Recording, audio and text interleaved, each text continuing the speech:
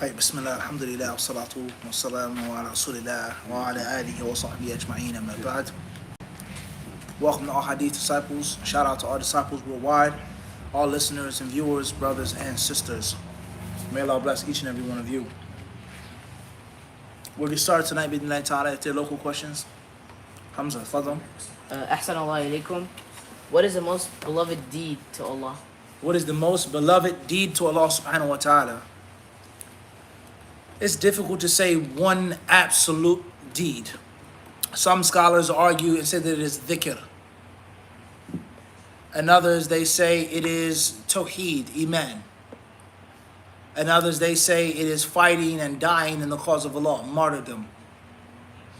Okay? And other scholars, they say it depends and it is based off of the place and the time. So it's subjective and relative. But for sure, from the greatest of good deeds are those that have been mentioned. So that's a discussion among the people of knowledge. Wallahu ta'ala alam. Fadal. Should you wait for the imam to tell you to make the iqamah or go by the timing, even the imam, if the imam is walking? Wait for the imam. Question is, should you wait for the imam to make the iqamah or go by the schedule? Wait for the approval of the imam. Wallahu ta'ala alam. If the imam isn't there, that's a different story. Wallahu alam. Fadal. How to deal with public school that is forcefully trying to brainwash you to accept LGBTQ, etc. ABC. Dealing with public school that's forcing you or trying to brainwash you with regards to LGBTQ, etc. Well, I think that you have to be professional. And being professional is basic respect for all people. And not saying hateful things to or about other people in a public setting. A setting that is based off of a specific religion or orientation. Public school. It's not about Jews, Christian, Muslims, boys, girls, this, and that. So, me believing it, me accepting it, me supporting it, that's a different story. But I won't say these things about people that are transgender or whether queer or whatever word is used out of basic professionalism. That doesn't mean I have to accept it and support it and be a supporter and a vanguard of it. And this is one of the biggest lies with regards to the LGBTQ propaganda and agenda. And unfortunately, many people, even Muslims, have fallen victim to it. As we say, swallowed in the belly of the beast. Civil rights is one thing. You loving, accepting, being friendly, happy-go-lucky is totally different. As we have stated before, if I happen to pass by someone who's a homosexual, I don't have to ram them with my car, run them over, beat my horn, swear at them, put up my middle finger, you this and that, you stinking such and such, such and such, such and such, violate them. But at the same time, I don't have to honk my horn and say, hey, how's it going? I don't have to stop my car and say, hey, keep it, blah. I don't have to support them. I don't have to condone their behavior, but me wronging them is a different story. So if I'm in a professional setting, a store, the clerk, or the waiter, or this and that, someone is a homosexual, whatever, basic professionalism. It has nothing to do with sexual orientation. But that has nothing to do with me, my children, what I believe, what I think and feel is correct. And I have to wear this and play this and put this flag and openly, publicly support and rally. No way. No way. Wallahu alam. Wa yakum. From online. Iman, Birmingham, UK. May Allah bless you, Master Mufti. Was the mahr given before or after the consummation of the marriage at the time of the Prophet ﷺ? The mahr, was it given before or after? The asl, for sure, the default is that it's given previous. And that the mahr should be named. It should be named, it should be agreed upon, and it should be given what? Before. It is lawful to be given afterwards. So I would say, wallahu ta'ala alam, the default is that it's given before in the ahadith. When the Prophet ﷺ married one of his wives, when the Prophet ﷺ made this her mahr, made her manumission her mahr. That was before. Wallahu ta'ala alam. In every single instance and circumstance, Allahu alam, I can't say that. But for sure, the default will be that it was given before. Wal ilmu inda Allahi ta'ala. Fadl. Al-mahrul mu'ajjal. كيف تعجيله؟ يعني هو يقدم قبل يعني النكاح نفسه، هذا شيء. ماذا تقصد بالمعجل؟ يعني يعطيها 3 أشهر 7 أشهر نعم. كذا قبل النكاح؟ إيه، بعد النكاح سأعطيها يعني شهريا. مؤجل ولا معجل؟ أنا مؤجل. سمعت مؤجل. طيب هذا هو يعني مؤخر. كما قلت يعني ليس شرطا أن المهر أو الصداق يدفع، وليس شرطا أنه يسمى ويتفق عليه. الخاطب والمخطوبة الزوجين قد لا يتفقان على مهر أصلا، فضلا عن تسميته، فضلا عن إعطائه وتسليمه، قد لا يتفقان. تزوجا يعني حصل الدخول وبعد 3 أشهر سنة هي تفكر ما أدري، وهو يعني أنت تطرح عليها طيب إيش رأيك لو أعطيتك كذا، ممكن تفكر. ثم مثلا حصل الطلاق، لا انها تعطى مهر المثل لنسائها في السن والمكانه والى اخره، فهمت؟ فيجوز تاجيله، يجوز تاجيله ويجوز دفعه اقساطا شهريا سنويا، لكن كلما خفف من المهر وكلما يعني كان المهر اقل واسهل واقرب هذا احسن وأبرأ للذمة وأبعد عن الدين والنزاع فيما بعد. والله تعالى أعلم. طالب. What would you advise for a man to agree to a mahar that he can't afford right now? Would I agree? Would I think that it's a good idea for a man to agree to a mahar that he can't afford at the moment? In general, no. And that is because, one, you're going to fall into debt. And 2, you may fall into a hardship. And we all know what the Prophet ﷺ teaches us with regards to falling into a debt. And how a man, he falls into debt, he makes promises, and he breaks those promises. And a man may chase the dunya unnecessarily because of debt and the stress of debt. He may have to relinquish his deen or stop studying, or he may do the haram just for the pressure of the debt. Let alone it's a debt pertaining to a woman that you're trying to impress and keep happy. So in general, I would say no. ولكن, however, for argument's sake, let's say it was a very beautiful sister, knowledgeable, righteous sister, you know, a diamond in the rough, and the opportunity came to you, but she said, look, if you want me, yeah, that's the bottom line. I'm not a gold digger, I'm not out for money, but at the same time, it ain't cheap either. I come from this family, my father, he exposed me to this, my father took care of us like this, my father gave me the finer things in life, and if you want me, show me that I'm worth it. And you believe that she is worth it, and you feel confident in the near future that your finances will be, you know, mumkin. As they say, favor fortune is the brave. Or as some say, fortune smiles upon the brave and spits upon the coward. Okay, in the past they would say this. The more risks that you take, the greater your fortune will be. That's one thing. So it depends on the person, but in general I would say no. Wallahu alam. وياكم خليفة. نعم، ما هو حكم إذا كنت نائما وانت وقت معلش؟ ما هو حكم إذا كنت نائما وانت وقت الظهر ودخل وقت العصر وأتيت إلى المسجد وهم يصلون العصر؟ فاهمنا عليك. ادخل معهم بنية الظهر، نيتهم العصر لكن نيتك أنت الظهر، عرفت؟ فادخل مع الجماعة، صلي مع الجماعة، لكن تختلف النيتين أو النيتان. نيتهم العصر، نيتك الظهر، لكن لا تفوتك الجماعة. وبعد أن سلم الإمام أنت تصلي العصر منفرد أم صلى معك آخر بنية الصدقة عليك، لكن أهم شيء لا تفوتك الجماعة. والله تعالى أعلم. وإياكم. تفضل أخي. Would you recommend a brother to marry a sister overseas while they're residing in 2 different countries, while he has an issue of protecting his private part, even though while he also has the intention of making hijrah to that country eventually?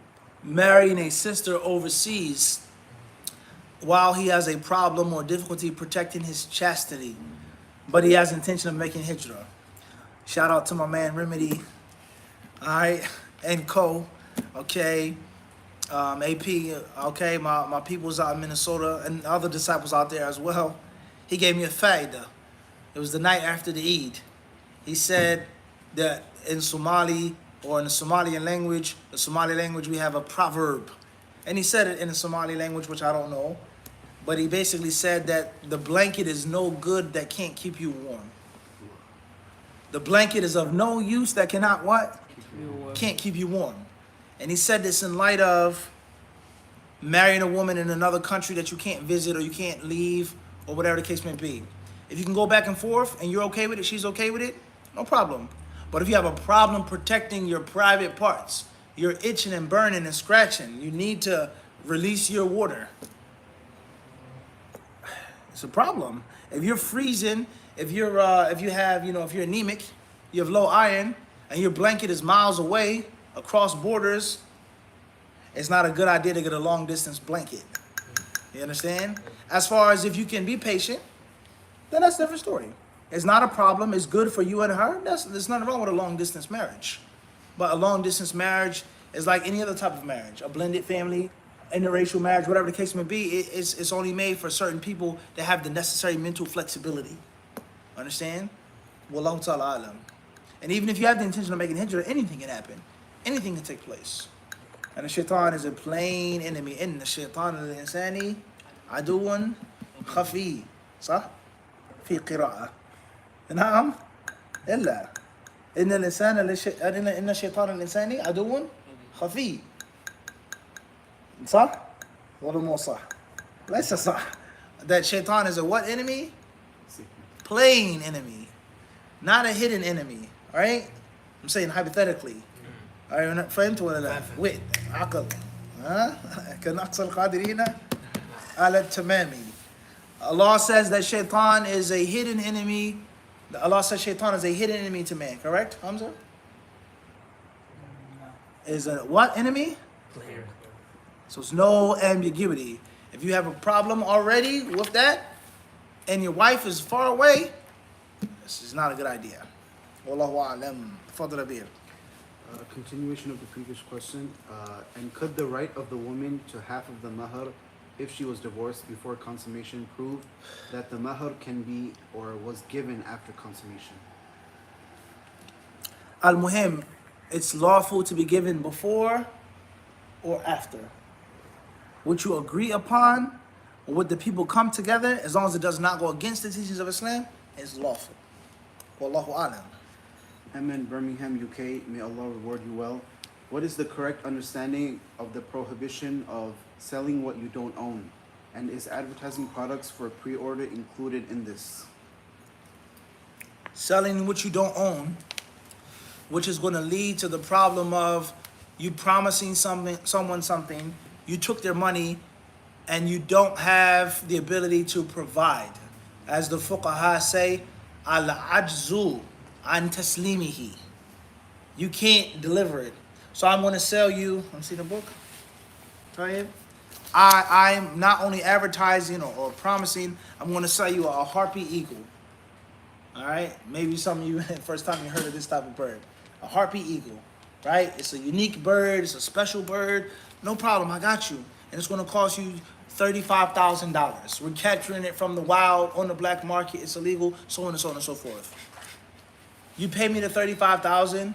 I speak to my people in this jungle or in this forest or in these hills, and the next thing you know, it says, oh, it's been kind of slow out here.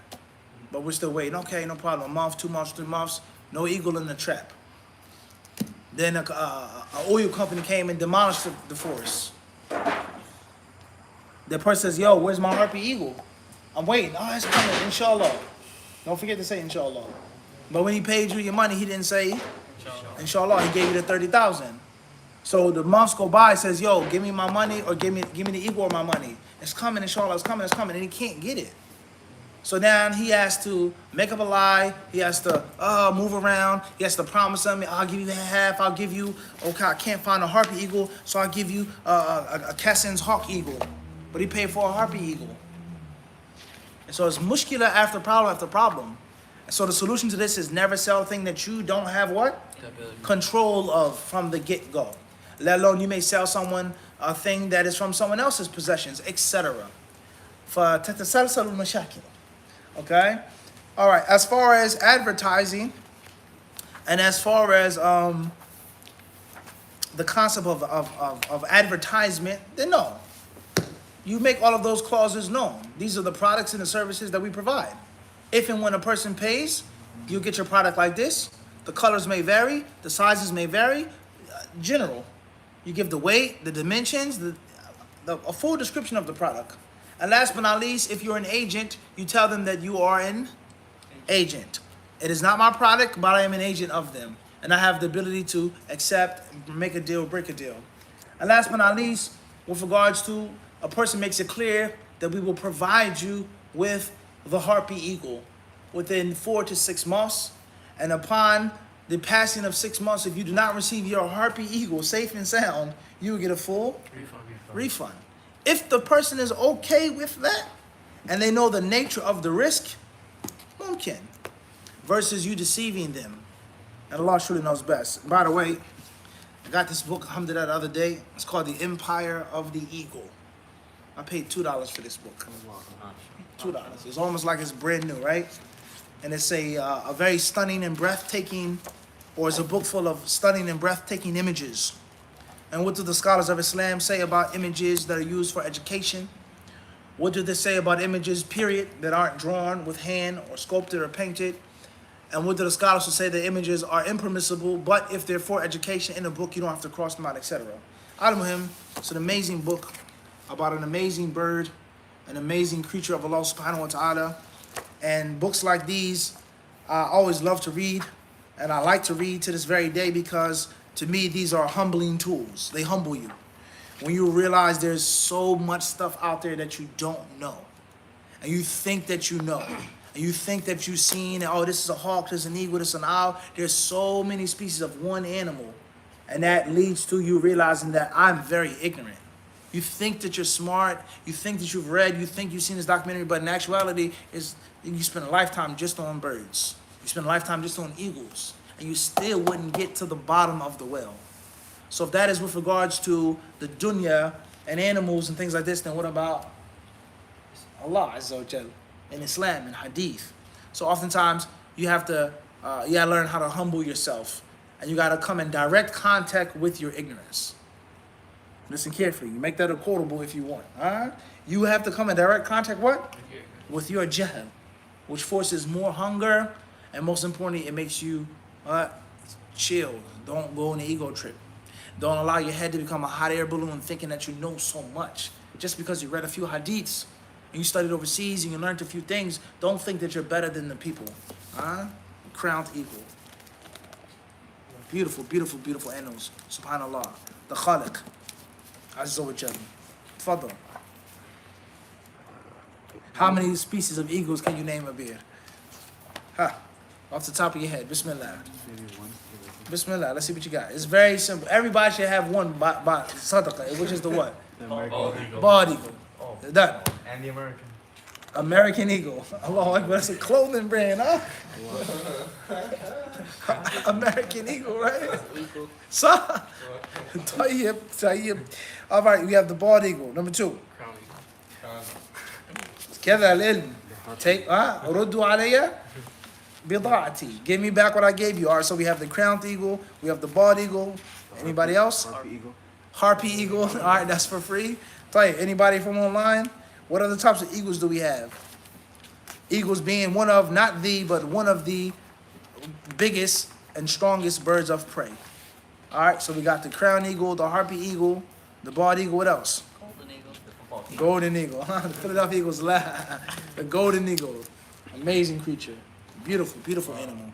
SubhanAllah. And just think about how many people take from the eagle. Sports, religion, empire. So many different things they took from this one animal to be a symbol for them. Strength, power, so on and so forth. نعم. And a Muslim هو أولى بهذا. يتدبر الخلق المخلوقات. وعظم المخلوق يدل على إيش؟ عظم الخالق سبحانه وتعالى الباري. طيب, look at this. You see these eagles, huh? You see the little baby eagles, right? So just imagine that when you were like that. Small, right? And now you look like that and you think you can soar what? The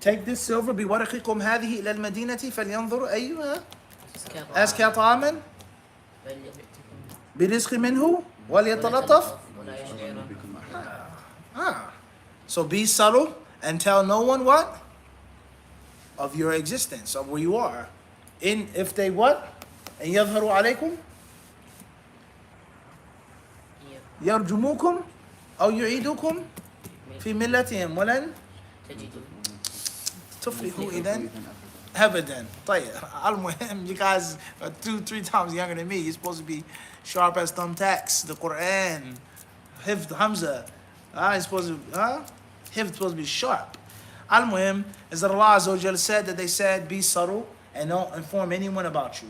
So many scholars say that from this ayah, it is allowed for a person from time to time to be discreet. But it doesn't mean that everything is secretive and everything is hidden. But there are times in which there's what? Discretion. So you have to be the judge of that situation. There are times in which the harm is greater in saying this or being open and upfront or whatever the case may be. Khayran. And this goes to show, it says, look at this picture here. It says, feathers fly as a stellar sea eagle grapples with it 2 white-tailed sea eagles for possession of a fish. So 2 different types of eagles which are similar are fighting for food. So oftentimes people look at what's called nature, Allah's creation. You look at some of the lives of human beings. That this race was conquered or vanquished by that race. They just came in, they just took everything, stole everything, enslaved everybody, and that was it. But it doesn't, these birds are doing what? Fighting. So if these eagles are fighting, next thing you know, an owl or a hawk or a vulture or a land animal comes by and does what? Get everybody. So people are fighting, and it isn't always unity just because we're humans or same state or same race. That's a lie. People fighting among each other, right? Allahumma musta'an. Fadl. MS Paris, France. Assalamu alaikum wa rahmatullahi wa barakatuh. A sister is asking, what's the difference between a punition and an ibtila? I said there is no benefit of knowing this, but she insists. Repeat that word before ibtila. A punition. What's important is we've done a full lecture on how do I know Allah is punishing me or testing me. Please go back to that. Inshallah ta'ala. Rufous-bellied hawk eagle. Madagascar serpent eagle. Congo serpent eagle. Black eagle. Pygmy eagle. What type of bird is this? You wouldn't think it's an eagle, would you? But it actually is. From Madagascar. Yeah, looks wow. to a raven. From Madagascar? Black and white hawk eagle. Papuan eagle. Crested eagle. This is deep. Layers upon layers. Right, Fadl. UH Long Island, New York. Is the adhan necessary in the house for the salah to be valid? The adhan, is it necessary in the house for the salah to be valid? No, it is not mandatory. It is not absolutely mandatory. And if it was mandatory, it doesn't mean that it's a condition for the validity of salah. Wallahu alam. Ian, Philadelphia, Pennsylvania. Assalamu alaikum wa rahmatullah. Sheikh, could you please give the ruling on saying phrases such as Jazakallahu khair to non-Muslims who do you a favor? Barakallahu feek. Well, fikum barakallah. Can you say Jazakallah khairan to a non-Muslim? Non-Muslims who do you a favor. I would restrict that for the Muslims. Will Allah reward a non-Muslim for their good deeds? We know that's a fact. And they're rewarded for those good deeds in this world. But I wouldn't make that statement to a non-Muslim. I would just tell them thank you. And Allah knows best. AA, Toronto, Canada. May Allah bless you, Sheikh. How do I regain motivation when I'm burning out with regards to working and feeling lackadaisical? How to regain motivation with regards to working, burning out, and feeling lackadaisical? You need a vacation. You need to recreate some energy. You need recreation. You need to take a day or week off. Just relax, just chill, clear your mind, enjoy yourself, treat yourself, and recreate that energy to go back to work, inshallah ta'ala. And of course, all things are done with balance. But when you have a good vacation, or even if you don't go on a vacation, you just treat yourself. I'm gonna stay home today and I'm just gonna, eat out. I'm gonna buy myself something nice. It feels good, right? to not to cook, not to wash the dishes, to eat out. It feels good to buy yourself some shoes or some sneakers or a ring. Now, where did that money come from? Where did the money for the ticket, for the hotel, where does it come from? It came from what? So that puts you back into the swing of working and you rewarding yourself based off of your own work. Wallahu alam. AJ, Cincinnati, Ohio. Assalamu alaikum, Sheikh. What's your favorite hadith? Who knows the answer? Who knows what I'm going to say? What's the question? No such thing. What's your favorite hadith? You don't have one. Too many. Getting closer, 2 minute count. That's a very difficult question. Extremely. Favorite hadith. Thousands and thousands of hadith of the Prophet ﷺ, which touch the heart. Hadiths which provoke serious thought, which make you cry, which make you sad. Hadiths which make you hype. Hadiths that excite you, inspire you. Hadiths which get you to think and focus on yourself, so on and so forth. That's extremely difficult. Wallahu alam. SH, Washington, D.C. Assalamu alaikum. Can you explain the history between Al-Aqidatul Wasatiyya being written? Barakallahu feekum. The history of Aqidah al-Wasatiyya being written? طيب. Well, first and foremost, is Aqidah al-Wasatiyya is a book written by a very, if not, one may say, one of, if not the absolute most prolific scholar in Islamic history. And that's no exaggeration. If he isn't the one of the most prolific ulama, that's a fact. Okay? Shaykh al-Islam ibn Taymiyyah being such a prolific scholar and writer, famous and infamous, obviously he's going to have different styles of books. So the first point of knowing Aqidah al-Wasatiyya's history is that it's only a section of his catalog. And that isn't everything. And that's very important for us to understand the book and benefiting from that book. Or disagreeing with the book and criticizing the book. That isn't that's only a small section of his catalog. Because he was such a Iowa. So first and foremost, that book wasn't the first book that he wrote, nor was it the last book. It isn't the biggest of his books. وهكذا. Okay, nor necessarily the smallest of his books. All right, that's first and foremost. Secondly is Al-Aqidah al-Wasatiyya. Back in the day, when I first heard about the book, and I was hyped and charged, I thought it was Wasatiyya, Aqidah Wasatiyya, like, in the middle. As many people still think to this very day, and that's a mistake. It is Aqidatul Wasatiyya, Muhafadat Wasit, Alati fil Iraq. That city in that town which is called Wasit. Just like there's a Fatwa al-Hamawiyya al-Kubra, okay? And there are other books that he wrote in other places, people of different regions. So it's the Aqidah written for the Wasit man, the man who came from a city in Iraq. The man was a Qadi, and he was confused, and he was frustrated, and he was upset about the differences and the splinter and the schisms of the Muslims in Iraq. And he trusted and respected Ibn Taymiyyah, and he said to him, Uktub li aqidatan. Give me something short and brief. قل لي في الإسلام قولا لا أسأل عنه. يعني نفس the style. Give me something short and simple that I can take. أتمسك به, and I'll go back. And then they said to Shaykh Ibn Taymiyyah, he wrote the book obviously from his memory. If I'm not mistaken, I believe they wrote it between Maghrib and Isha from his memory. Okay? And he wrote a book which summarized the Aqidah and the madhab of Ahl al-Sunnah wal-Jama'ah, Ahl al-Hadith, of the Salaf al-Salih, the Atba' al-Salaf. Alright? And there's also a munadhara behind that as well, with regards to the different rulers and those different political scholars that were currying the favor of the rulers. And, getting close to those rulers and watering down things, whatever, just to, to get dunya from those rulers. And they looked at him to me as being a bad guy. As they say, no one likes a straight cop. An honest cop is always going to be hated by crooked cops because he's going to make them look bad. And he's always going to be righteous, and he's not going to turn a blind eye to corruption, to bribery, extorting drug dealers, okay, dealing with whores and prostitutes and so on. No one likes a good cop. So this righteous scholar who has zuhd, who's not changing the rules to please the ruler, who's not bending over, this and so on and so forth, he makes us look bad. So they had to get rid of him. Whether they could kill him, whether they could lock him up, or whether they could silence him, and at least discredit him, saying that he's bringing a new madhab, saying that he's making things up, saying that he's bringing new ijtihad, etc., etc., etc. So there was a debate.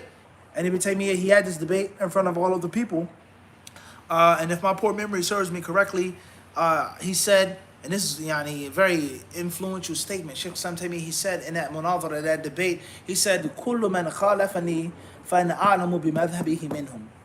Oh, minhu. He says, my opponents, my detractors, he says, I know their madhabs better than they do. This one who says he's Maturidi or Ash'ari or Hanafi or this and that, he says, I know the madhab of Abu Hasan Ash'ari more than he thinks he does.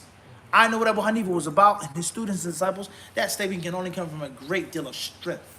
Not arrogance, but confidence. Coming from a great deal of talent and ilm. And obviously, when you're trying to present the truth and you're trying to slam the falsehood and the people of falsehood, you have to have a little what? Like, sometimes you might have to flex. You get what I'm trying to say? And, warn a person like, look, you don't know what you're dealing with. You're barking up the wrong tree, bro. Right? And obviously that can't come if you yourself are weak with your own madhab. And that's very relevant today. Many people, they claim stuff. I follow this. I'm following this. You don't know nothing about Imam Malik. You don't know what Imam Malik said. You don't know what Imam Malik did. You're following scholars who came 700, 800 years after Malik, who called themselves Malikis, but you don't know nothing about Malik. Abu Hanifa rahimahullah ta'ala never said this. He never promoted this. He never accepted that. He kept silent about it, but he didn't promote it, so on and so forth. Abu Hanifa's own disciples had different views, and which they respectfully differed with their teacher. You don't know nothing about the Hanafis and Abu Hanifa, nor do you represent the true Hanafi scholars. I'm Shafi'i. I follow Imam Shafi'i. I follow the Shafi'i fiqh, the Shafi'i aqidah, tawajjuh, da-da-da-da. Let's look at what Shafi'i really said. What did Imam Shafi'i really say? And from that, as we mentioned the other day, we were in Maryland with our brothers and sisters there. May Allah bless them if they're watching. Okay. That Imam Shafi'i said, "Alayka bi ashab al-hadith. Alaykum bi ashab al-hadith. فَإِنَّهُمْ أَكْثَرُ النَّاسِ صَوَابًا." He says, stick to the hadith adherents because they have the most correctness with them. From the different groups and denominations and the madhabs, Ahl al-Hadith are the soundest. So how can a person come along and say, claiming that he's Shafi'i and his Aqidah and this and this and that, and he blatantly, openly goes against Ahl al-Hadith in the way of Ahl al-Hadith, in the way of Athar? You're not following your what? Well, let alone certain imams who a person is following, but that imam had some deviation with him or some mistakes. You don't know the extent of everything.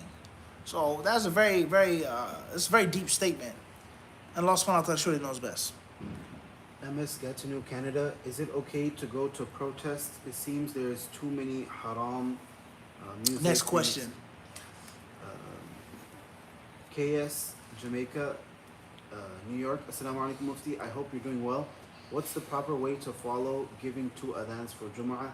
And what's the appropriate format to give a Jummah khutbah? The ways to follow?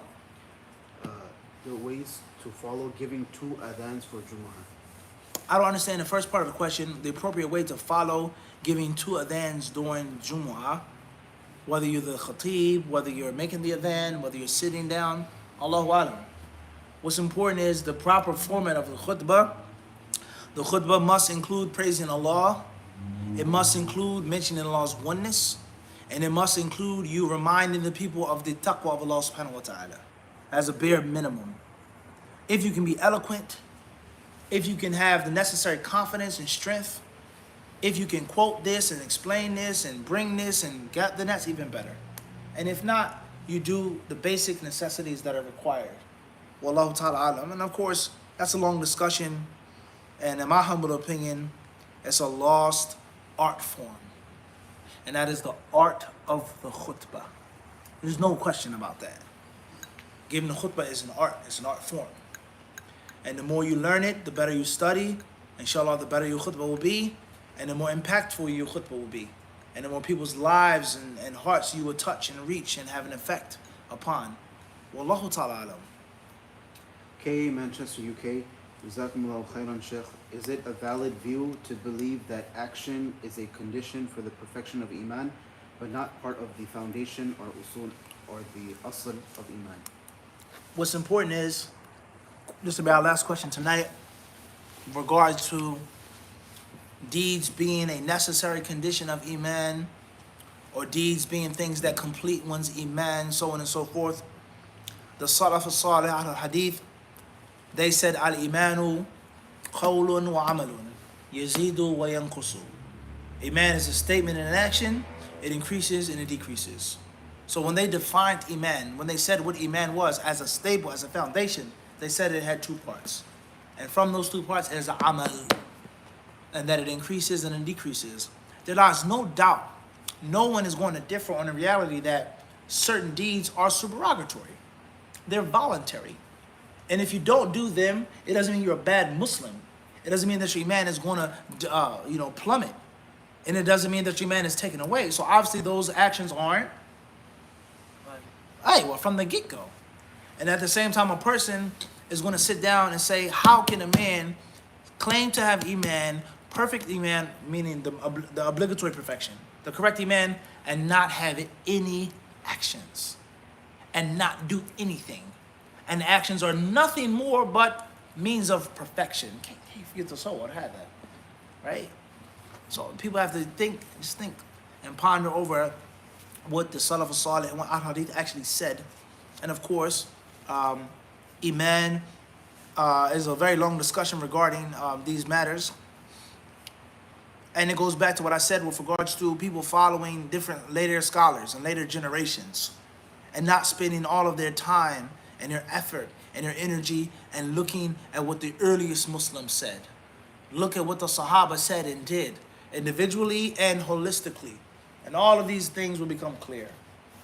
With regards to Allah's sifat, qadar, Iman, Sahaba, the Quran, so on and so forth.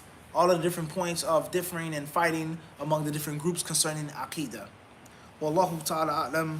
Subhanaka Allahumma hamdika. Ashhadu an la ilaha illa anta astaghfiruka wa atubu ilayk.